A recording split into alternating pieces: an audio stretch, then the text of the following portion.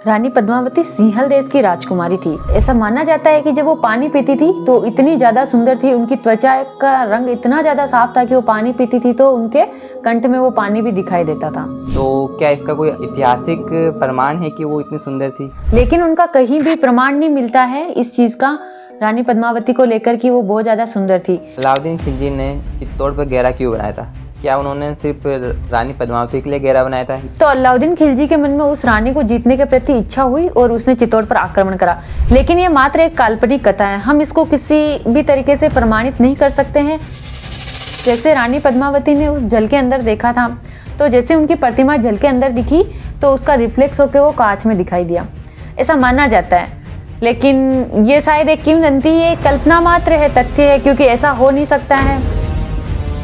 तो घोरा बादल ने क्या करा, रावल रतन सिंह को छुड़ा के ले गए। लेकिन ये बात पूरी तरीके से सत्य प्रतीत नहीं होती है, क्योंकि इतनी सारी अगर पालकियां जा रही है तो वो एक बार चेक तो करता। अलाउद्दीन खिलजी के जो दरबारी कवि थे अमीर खुसरो, उनके ग्रंथ में भी अलाउद्दीन खिलजी ने जो चित्तौड़ पर आक्रमण करा था उसका तो वर्णन मिला है, लेकिन उसमें पद्मावती का कहीं पर भी कोई वर्णन नहीं मिला है। तो हो सकता है कि ये काल्पनिक कथा मात्र हो, इसमें कोई इसका ऐतिहासिक तथ्य या ये प्रमाणित नहीं मानी जा सकती है। राजा को पता होता था कि हम नहीं जीत पाएंगे, लेकिन फिर भी हमें लड़ना है युद्ध में, और उनको पता था कि हमारी मृत्यु निश्चित है, फिर भी वो लड़ते थे।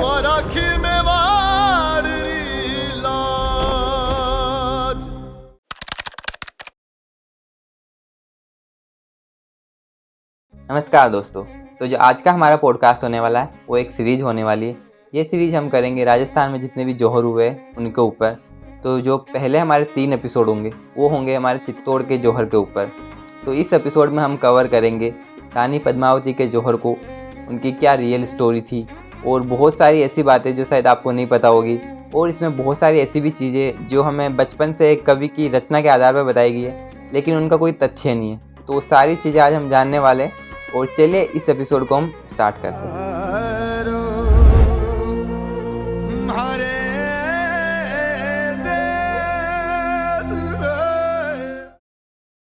खमागणी सा खमागणी। तो मोनिका, पधारो हमारे पॉडकास्ट में, आपका बहुत बहुत स्वागत है। धन्यवाद। तो कैसे हैं आप? मैं ठीक हूँ। तो जो आज का हमारा पॉडकास्ट होने वाला है वो जौहर के ऊपर होने वाला है। जैसे कि हमको पता है चित्तौड़ में 3 जौहर हुए थे, तो आज का हमारा पॉडकास्ट होगा पहले जौहर पे, जो कि रानी पद्मिनी ने किया था। तो चलिए स्टार्ट करते हैं। तो सबसे पहले तो ये जानते हैं, जिनको नहीं पता है तो ये बता दी कि जौहर होता क्या है और इसकी शुरुआत कैसे हुई और कहाँ हुआ। जौहर एक ऐसी परंपरा है जो युद्ध में हार होने पर हमारी रानियां अपनी आत्मरक्षा और अपने सतीत्व की रक्षा के लिए देह त्याग देती थी। ये 2 प्रकार से होता था, एक जल जौहर और दूसरा अग्नि जौहर। शुरुआत इसकी हुई थी 1301 ईस्वी में रणथंभौर से, जब राजा हमीरदेव चौहान का शासन था। तो राजा हमीरदेव चौहान अलाउद्दीन खिलजी से हार चुके थे युद्ध में। तो जब उनकी रानी रंगा देवी को पता चला तो उन्होंने अपनी रानियों के साथ मिलकर अपने सतीत्व की रक्षा के लिए आत्मदेह कर दिया था, लेकिन उन्होंने जल जौहर करा था। तो जौहर की शुरुआत तो वहीं से मानी जाती है, लेकिन वो जल जौहर था। जैसे कि आज तक हमारे इतिहास में प्रचलित है अग्नि जौहर, जो सर्वप्रथम हमारे चित्तौड़ की महारानी पद्मावती ने करा था। तो ज्यादातर लोग इसकी शुरुआत अग्नि जौहर से भी मानते हैं। तो चित्तौड़ का प्रथम जौहर जो माना जाता है वो रानी पद्मावती द्वारा किया गया जौहर ही माना जाता है, लेकिन इसकी शुरुआत रणथंभौर से ही हो गई थी। तो जैसे कि सबको पता होगा रानी पद्मिनी के बारे में, लेकिन जिसको नहीं पता अगर कोई है ऐसा, तो थोड़ा रानी पद्मिनी के बारे में बता दीजिए। रानी पद्मावती सिंहल देश की राजकुमारी थी। उनके पिता का नाम गंधर्व सेन था, जिनको चित्तौड़ के रावल रतन सेन विवाह करके चित्तौड़ की महारानी बनाया था। चायसी जी की पद्मावत के अनुसार ऐसा माना जाता है कि जब वो पानी पीती थी तो इतनी ज्यादा सुंदर थी, उनकी त्वचा का रंग इतना ज्यादा साफ था कि वो पानी पीती थी तो उनके कंठ में वो पानी भी दिखाई देता था। कहा जाता है कि उनकी इसी सुंदरता से आकर्षित होकर अलाउद्दीन खिलजी ने चित्तौड़ पर आक्रमण करा था। जैसे कि आपने बताया कि रानी पद्मिनी बहुत सुंदर थी, और बहुत सारी कविताओं में, कथाओं में भी उनकी सुंदरता के बारे में बताया गया। तो क्या इसका कोई ऐतिहासिक प्रमाण है कि वो इतनी सुंदर थी? इसका कोई प्रमाण नहीं है कि रानी पद्मावती बहुत ज्यादा सुंदर थी।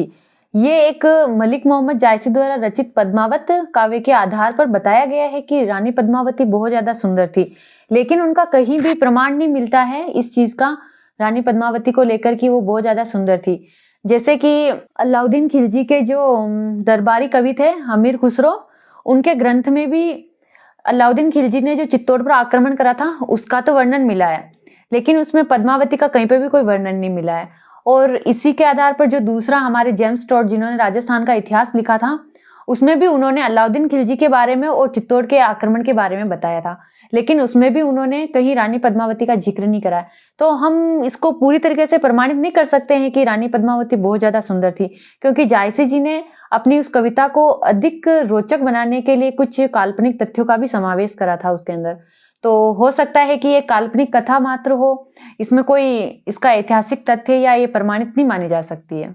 और रानी पद्मिनी जी कोई अपनी खूबसूरती के लिए तो प्रसिद्ध नहीं हुई थी, वो अपने त्याग, शौर्य और वीरता के कारण ही इतिहास में आज प्रचलित है। जो उन्होंने इतनी वीरता पूर्वक जो जौहर करा, जिन रानियों को उन्होंने अपने सतीत्व की रक्षा के लिए प्रेरित करा और इतना बड़ा कदम उठाया, आज उसी के लिए वो हमारे सबके सामने प्रसिद्ध है। जी बिल्कुल, आपने सही कहा। लोगों को ये समझना चाहिए कि उनकी खूबसूरती के लिए नहीं, अपने बलिदान के लिए फेमस है।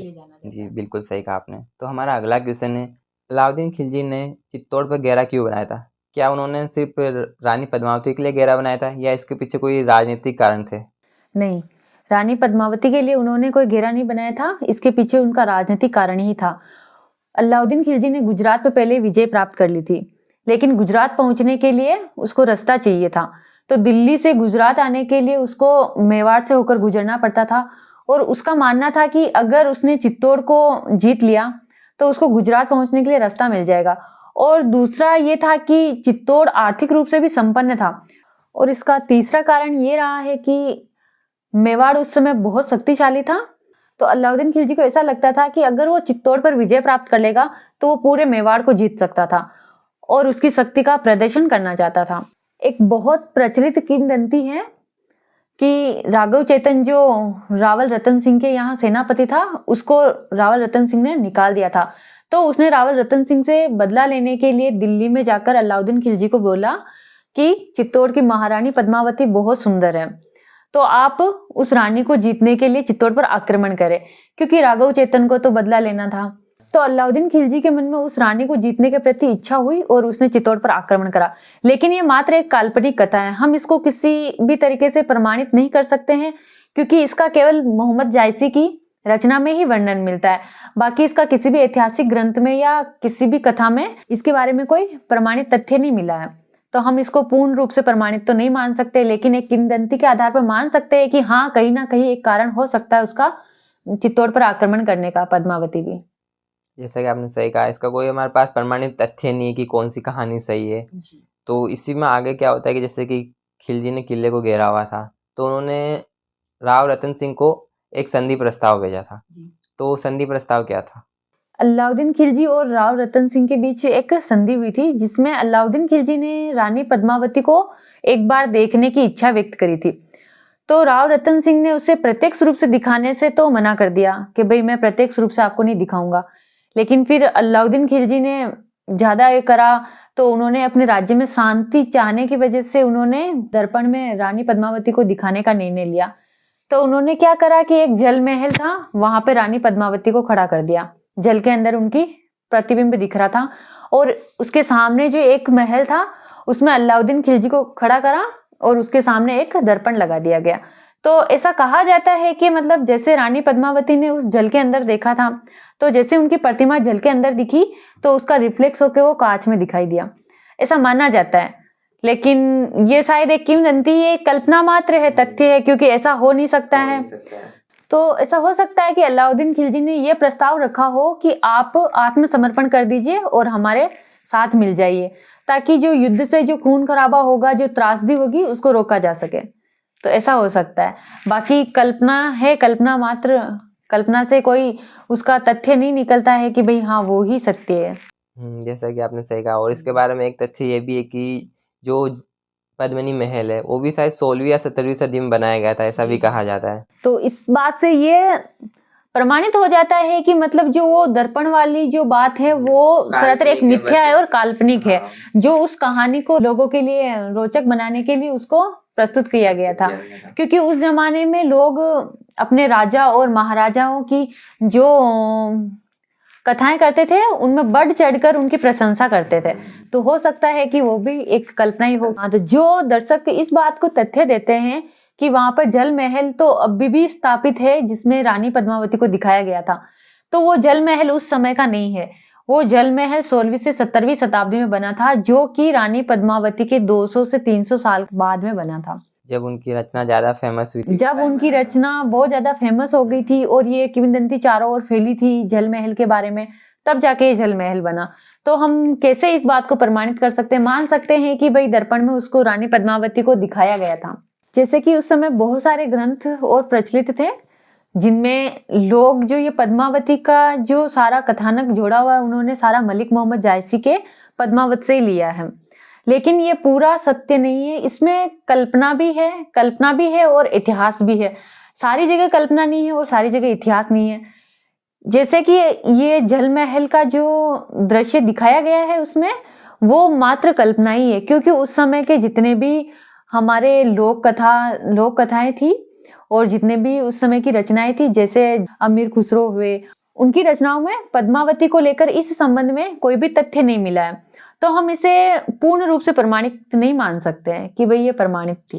जी आपने बिल्कुल सही कहा। हम आगे चलते हैं। अगला क्वेश्चन हमारा ये है कि अलाउद्दीन खिलजी ने रावल रतन सिंह को कैसे बंदी बनाया था? ऐसा माना जाता है कि जब रानी पद्मिनी को दिखाया था उन्होंने, तो जब वो महल से वापस अलाउद्दीन खिलजी को छोड़ने के लिए जा रहे थे बाहर, तो अलाउद्दीन खिलजी ने धोखे से रावल रतन सिंह को बंदी बनाकर अपने साथ ले गया। लेकिन इससे ये प्रमाणित नहीं होता है कि वो रानी पद्मावती को दर्पण में दिखाने के बाद जब उनको छोड़ने गए थे तभी उनको बंदी बनाया था, क्योंकि जब ये बात पूरी तरीके से प्रमाणित नहीं होती है कि भाई दर्पण वाली बात सत्य है, तो हम इसे भी पूर्ण रूप से नहीं मान सकते हैं कि इसी टाइम उनको बंदी बनाया गया। हो सकता है कि संधि प्रस्ताव के बाद दूसरी कोई, जब उनके बीच संधि होने के बाद जब वो उनको छोड़ने जा रहे हैं तब अलाउद्दीन खिलजी ने उनको बंदी बना लिया हो। तो इसमें बहुत सारी किंवदंतियां हैं, तो इस आधार पर हम किसी भी तथ्य को सत्य नहीं मान सकते, लेकिन जो प्रमाणित है वो प्रमाणित ही रहेगा और जो काल्पनिक है वो तो काल्पनिक ही रहेगा। जब अलाउद्दीन खिलजी ने राव रतन सिंह को बंदी बना लिया था, उनको छुड़ाने के लिए रानी पद्मावती ने क्या योजना बनाई थी? ऐसा माना जाता है, जैसे मलिक मोहम्मद जायसी की पद्मावत में बताया गया है कि जब अलाउद्दीन खिलजी ने रावल रतन सिंह को बंदी बना लिया था तो उसने प्रस्ताव रखा था अलाउद्दीन खिलजी ने कि आप रानी पद्मावती को हमें सौंप दीजिए और हम आपको रावल रतन सिंह को दे देंगे। तो उस समय रानी पद्मावती को कुछ समझ नहीं आ रहा था, तो ऐसा माना जाता है कि रानी पद्मावती जितनी सुंदर थी उतनी बुद्धिमान भी थी। तो उन्होंने सबसे पहले क्या करा, अपने भाई के पास गई, घोड़ा के पास।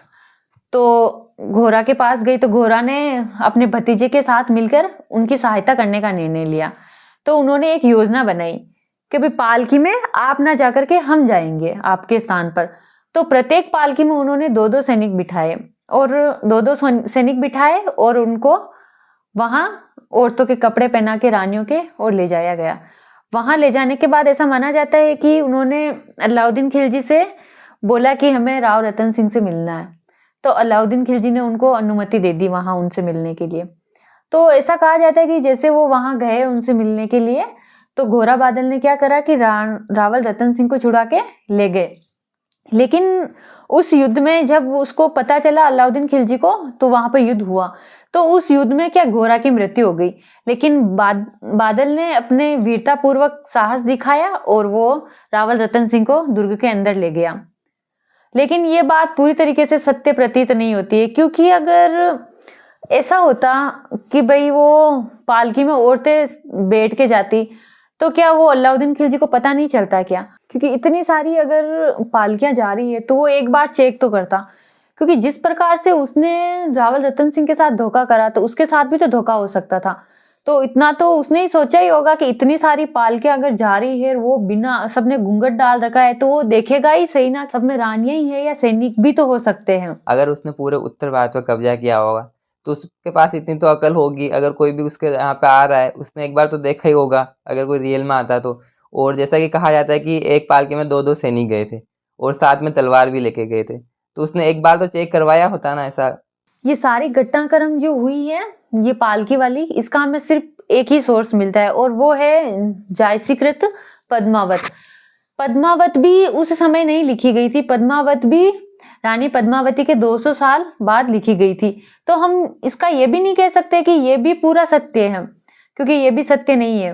रावल रतन सिंह को अलाउद्दीन खिलजी द्वारा बंदी बनाए जाने की घटना अमीर खुसरो के काव्य में भी मिलती है, लेकिन उसमें भी ये नहीं मिलता है कि वो वहां से कैसे छूटा था, कैसे निकला था।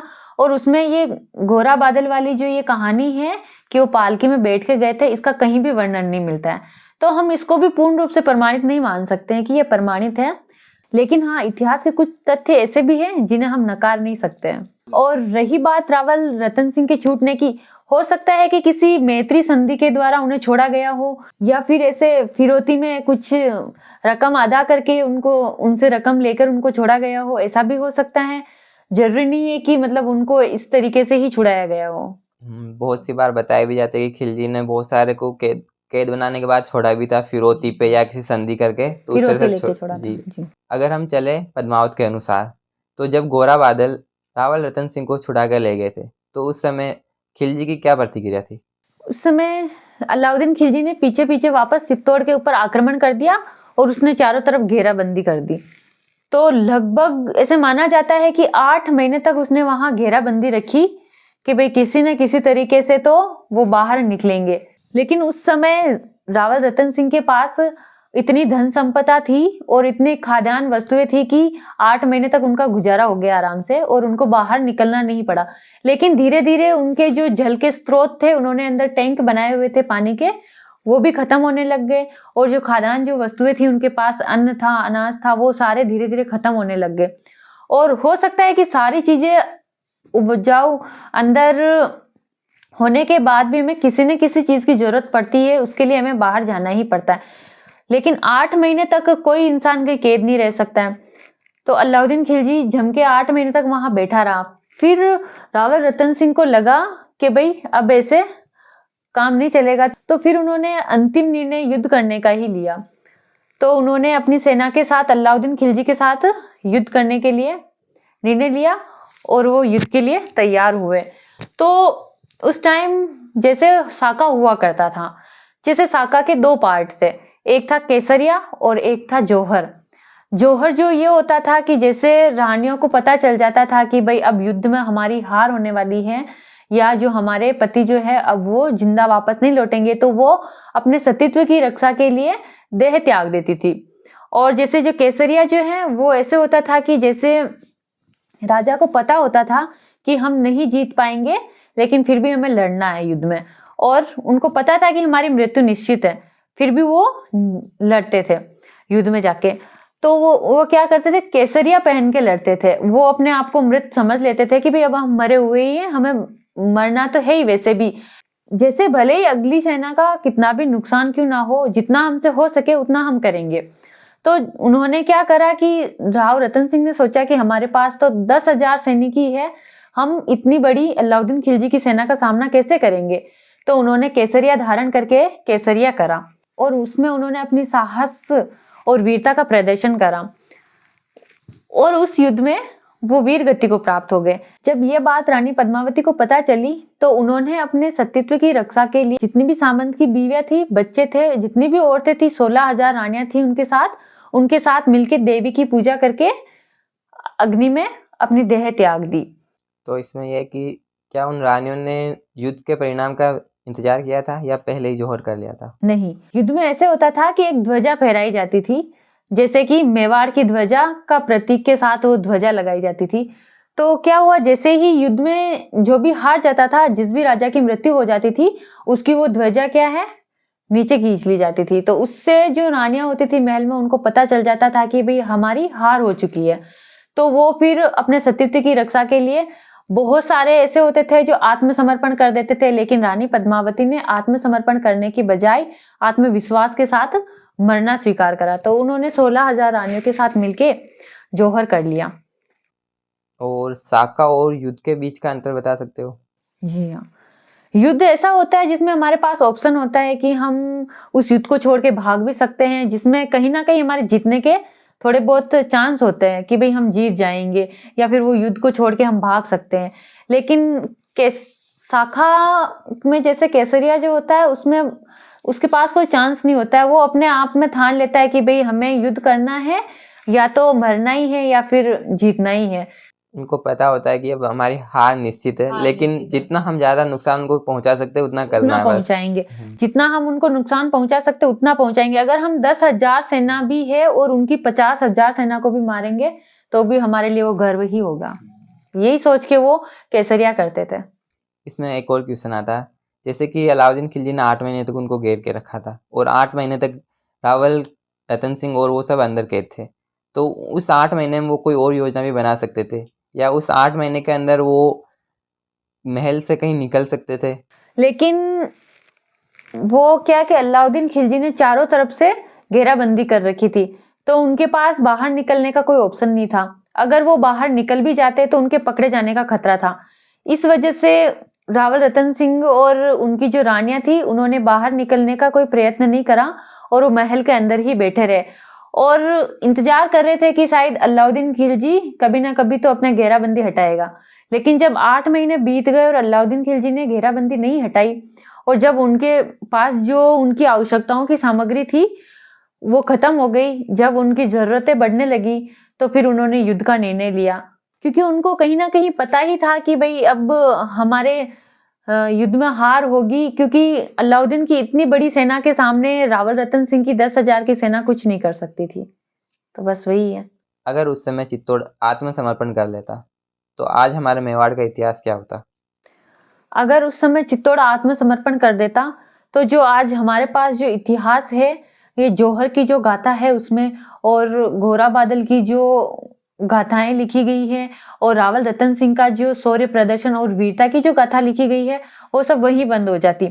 क्योंकि वो अगर आत्मसमर्पण कर देते तो ना तो ये जौहर होता और ना ही आगे आने वाली पीढ़ियों को कोई प्रेरणा मिलती। सब यही सोच लेते कि हमारे पूर्वजों ने भी आत्मसमर्पण करा था तो हम भी आत्मसमर्पण कर लेते। लेकिन जब उन्होंने आत्मसमर्पण को न कर करके युद्ध में केसरिया और जौहर जैसी प्रथाओं को स्वीकार करा है, यही सोचकर जो उनके आगे के जो आने वाले महाराणा थे, महाराणा कुंभा, महाराणा सांगा, महाराणा प्रताप जैसे बहुत सारे योद्धा हुए हैं, जैसे रानी कर्मावती, फूल कंवर जैसी जो रानियों में जो उत्साह, जो प्रेरणा आई थी जौहर करने की और युद्ध लड़ने की, जो राजा महाराजाओं में जो प्रेरणा मिली है, वो सब शायद नहीं मिलती और शायद हमारा इतिहास वहीं खत्म हो जाता। जो हमारे इतिहास के पन्नों में इतनी वीरतापूर्ण जो गाथाएं हैं, शायद वो गाथाएं आज हमें नहीं मिलती, हम उन सब से शायद रूबरू नहीं हो पाते। और अगर आत्मसमर्पण कर देता तो आज हम यहाँ बैठ के और मेवाड़ के उन गाथाओं के बारे में कोई बात नहीं कर पाते। और ये तो हमारे सौभाग्य की बात है कि हमारे पूर्वज इतने महान हुए हैं और हमारी जो सतरानियां थी उन्होंने अपनी रक्षा के लिए ना जाने क्या क्या करे थे। बहुत सारी रानियां ऐसी हुई है जिन्होंने स्वयं अपने सतीत्व की रक्षा के लिए युद्ध करा है और बहुत सारी ने अपने सतीत्व को बचाने के लिए जौहर का रास्ता अपनाया था। तो नमन है आज हमारी ऐसी सतरानियां। वैसे राजस्थान में जौहर तो और भी हुए, लेकिन चित्तौड़ का जौहर इतना प्रसिद्ध क्यों है?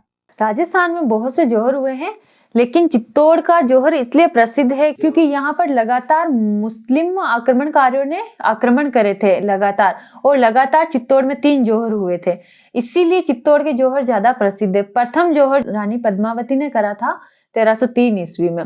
चित्तौड़गढ़ का दूसरा जौहर 8 मार्च 1535 को महाराणा सांगा की विधवा पत्नी कर्णावती के नेतृत्व में हुआ था, और तीसरा जौहर 1568 को अकबर के समय फूल कंवर ने करा था। तो हम कह सकते हैं कि चित्तौड़ का जौहर इसीलिए ज्यादा महत्वपूर्ण है क्योंकि एक ही समय में यहाँ पर 3 जौहर हुए थे जो अपने यहाँ की सतरानियों की वीरता, साहस और उनके त्याग बलिदान की भावना को दर्शाते हैं।